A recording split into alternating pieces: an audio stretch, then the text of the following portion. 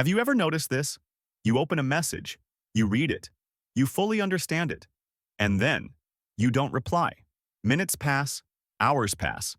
Sometimes the whole day passes, and it's not because you forgot, it's not because you don't care. So why does this happen? Here's the psychology of people who read messages but reply hours later. This behavior is far more common than you think, and it reveals some very interesting things about the human mind.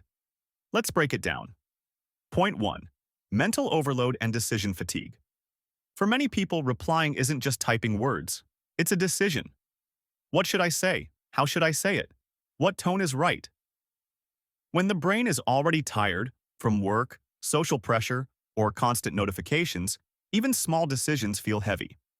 Psychology calls this decision fatigue, so the mind delays. Let me reply later when I have more energy. Later becomes much later. It's not avoidance. It's the brain protecting itself from overload. Point 2. High emotional awareness, sometimes too high. People who delay replies are often emotionally aware. They know words matter. They know messages can change how relationships feel. So instead of sending a rushed response, they wait. They want to reply when they're calm, when they're present, when they can be authentic. This is linked to emotional intelligence. But when emotional intelligence mixes with overthinking, delay happens. They're not ignoring you. They're trying to respond correctly. Point 3. A strong need for psychological control. Some people feel overwhelmed by instant communication. Replying immediately feels like giving control away. By replying later, they unconsciously regain autonomy. They choose the timing.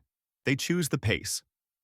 Psychology calls this autonomy regulation, the need to feel in control of one's time and attention. These people don't like feeling on call. They value mental space more than social speed. Point 4. Fear of emotional obligation. Here's a deeper one. Replying often leads to more conversation, more questions, more expectations. For some personalities, especially introverted or emotionally independent types, this feels draining. So the brain delays the reply as a way to delay emotional responsibility. Not because they don't care, but because they care deeply and don't want to engage halfway. This is linked to emotional boundaries, not selfishness. Point 5. Overthinking and social self-monitoring. Some people replay conversations in their head, again and again. What if I sound rude? What if I say the wrong thing? What if they misunderstand me? This comes from high social awareness and sometimes mild anxiety. Psychology calls this self-monitoring behavior. The message is read, the reply is formed, then rewritten mentally 10 times, and eventually postponed. Now here's the most important thing. People who reply late are often misunderstood. They're labeled as uninterested, cold, detached. But in reality, many of them are thoughtful, sensitive, and mentally busy individuals navigating a world that demands constant availability. If this is you, remember this. You're not broken. You're responding at your own emotional pace. And if you're on the other side, waiting for a reply, remember this too. Silence doesn't always mean distance. Sometimes it means someone is choosing their words carefully.